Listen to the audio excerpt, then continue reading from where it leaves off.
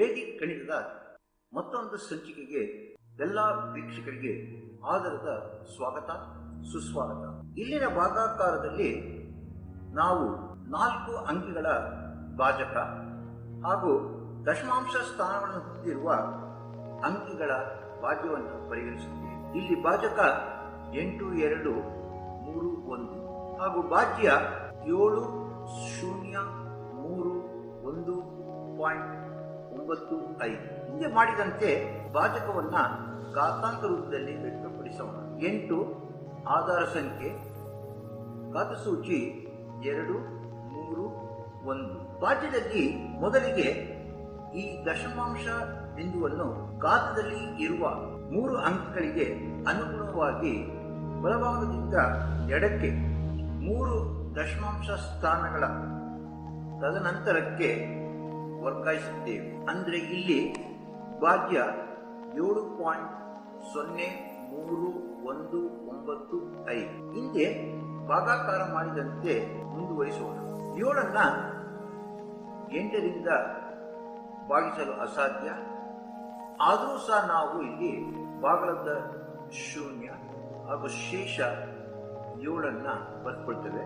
ಈ ಭಾಗಲಬ್ಧ 0ವನ್ನ 7ರ ಕೆಳಗೆ ಬರೆದುಕೊಳ್ಳಿ ಹಾಗೂ 7ಅನ್ನ 0ದ ಮುಂಭಾಗ ಬರೆದುಕೊಳ್ಳಿ.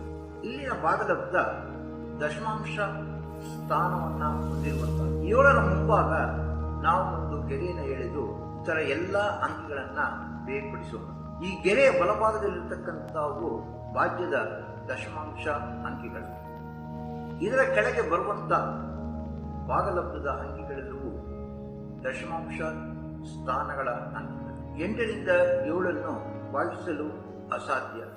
ಆದ್ದರಿಂದ ನಾವು ಈ 7ಅನ್ನ ಮುಂದಿನ ಶೂನ್ಯದೊಂದಿಗೆ ಸೇರಿಸಿಕೊಂಡು 70ಅನ್ನು ಪರಿಗಣಿಸೋಣ. ಹೊಸ ಸಂಖ್ಯೆಯಾದ 70ಅನ್ನು ತೆಗೆದುಕೊಂಡು ಘಾತದ ಮೊದಲ ಅಂಕಿ 2ನ್ನು ತೆಗೆದುಕೊಂಡು ಈ ಶೂನ್ಯದೊಂದಿಗೆ ಗುಣಿಸಿ.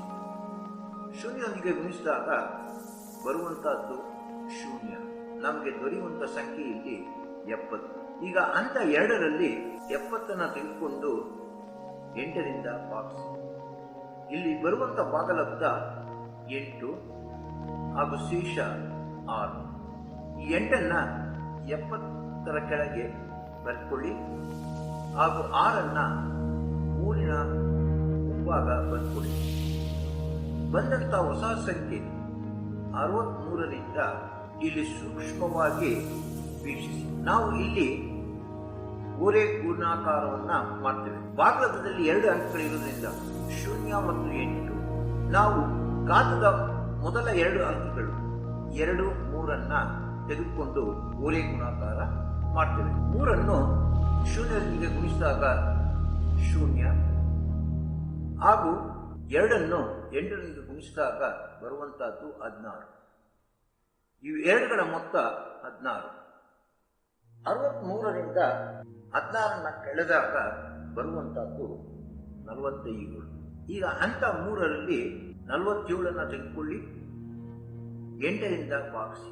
ಇಲ್ಲಿ ದೊರೆಯುವಂತ ಭಾಗಲಬ್ಧ 5 ಹಾಗೂ ಶೇಷ 7.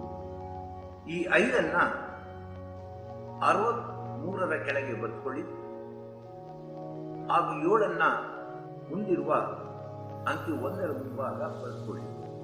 ಬಂದಂತ ಹೊಸ ಸಂಖ್ಯೆ 71ರಿಂದ ಹಿಂದೆ ಮಾಡಿದಂತೆ ಇಲ್ಲಿ ಓರೆ ಗುಣಾಕಾರವನ್ನ ಮಾಡಬೇಕು. ಭಾಗಲಬ್ಧದಲ್ಲಿ ಈಗ 3 ಅಂಕಿಗಳು ಇರುವುದರಿಂದ ಈ 3 ಅಂಕಿಗಳೊಂದಿಗೆ ಓರೆ ಗುಣಾಕಾರವನ್ನ ಮಾಡಬೇಕು. ಮೊದಲಿಗೆ 1ಅನ್ನು ತೆಗೆದುಕೊಂಡು 0ರೊಂದಿಗೆ ಗುಣಿಸಿದಾಗ ಬರುವಂತ ಗುಣಲಬ್ಧ 0 ಹಾಗೂ ಮಧ್ಯದಲ್ಲಿರುವಂತ 3ಅನ್ನ 8ರೊಂದಿಗೆ ಗುಣಿಸಿ ಬರುವಂತಹದ್ದು ಗುಣಲಬ್ಧ 24 ಹಾಗೂ ಘಾತದ ಮೊದಲ ಅಂಕಿಯಾದ 2ಅನ್ನ 5ರೊಂದಿಗೆ ಗುಣಿಸಿದಾಗ ಬರುವಂತಹದ್ದು. ಈ 3ಗಳ ಮೊತ್ತ 34. ಈಗ 34ಅನ್ನ 71ರಿಂದ ಕಳೆದಾಗ ಬರುವಂತ ಸಂಖ್ಯೆ 37. ಹಂತ 4ರಲ್ಲಿ 37 ತೆಗೆದುಕೊಳ್ಳಿ, 8ರಿಂದ ಭಾಗಿಸಿ. ಇಲ್ಲಿ ಬರುವಂತ ಭಾಗಲಬ್ಧ 4, ಶೇಷ 5. ಭಾಗಲಬ್ಧ 4 71ರ ಕೆಳಗೆ ಬರ್ಕೊಳ್ಳಿ ಹಾಗೂ ಶೇಷ 5 9ರ ಮುಂಭಾಗ ಬರೆದುಕೊಳ್ಳಿ. ಬಂದಂತ ಹೊಸ ಸಂಖ್ಯೆ ಭಾಗ್ಯದ 59ರಿಂದ ಹಿಂದೆ ಮಾಡಿದಂತೆ ಊರೇ ಗುಣಾಕಾರದಿಂದ ಪಡೆದಂತ ಮೊತ್ತವನ್ನ ಕಳಿಬೇಕು. ಈಗ ಓರೆ ಗುಣಾಕಾರ ಮಾಡಲು 1 ಮತ್ತು 8 ಗುಣಿಸಿ ಬರುವಂತ ಗುಣಲಬ್ಧ 8. ಮಧ್ಯದಲ್ಲಿರುವಂತಹ ಅಂಕಿ 3 5ರೊಂದಿಗೆ ಗುಣಿಸಿ ಬರುವಂತ ಗುಣಲಬ್ಧ 15 ಹಾಗೂ ಮೊದಲ ಅಂಕಿ 2 4ರೊಂದಿಗೆ ಗುಣಿಸಿದಾಗ ಬರುವಂತ ಗುಣಲಬ್ಧ 8. ಇವೆಲ್ಲವುಗಳ ಮೊತ್ತ 30. 59ರಿಂದ 31 ಕಳೆದಾಗ ಬರುವಂತಹದ್ದು 28. ಅಂತ 5ರಲ್ಲಿ 28 ತೆಗೆದುಕೊಳ್ಳಿ ಹಾಗೂ 8ರಿಂದ ಭಾಗಿಸಿ. ಇಲ್ಲಿ ಬರುವಂತ ಭಾಗಲಬ್ಧ 3 ಹಾಗೂ ಶೇಷ 4.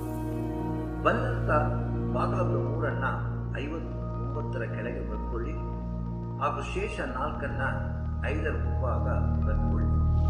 ಭಾಜಕದ ಹೊಸ ಸಂಖ್ಯೆ 45ರಿಂದ ಹಿಂದೆ ಮಾಡಿದಂತೆ ಈಗ ಭಾಗಲಬ್ಧದ ಕೊನೆಯ 3 ಅಂಕಿಗಳನ್ನು ಘಾತದ 3 ಅಂಕಿಗಳೊಂದಿಗೆ ಊರೇ ಗುಣಾಕಾರವನ್ನು ಮಾಡಿ ಬರುವಂತ ಮೊತ್ತವನ್ನ 45ರಿಂದ ಕಳೆಯಿರಿ.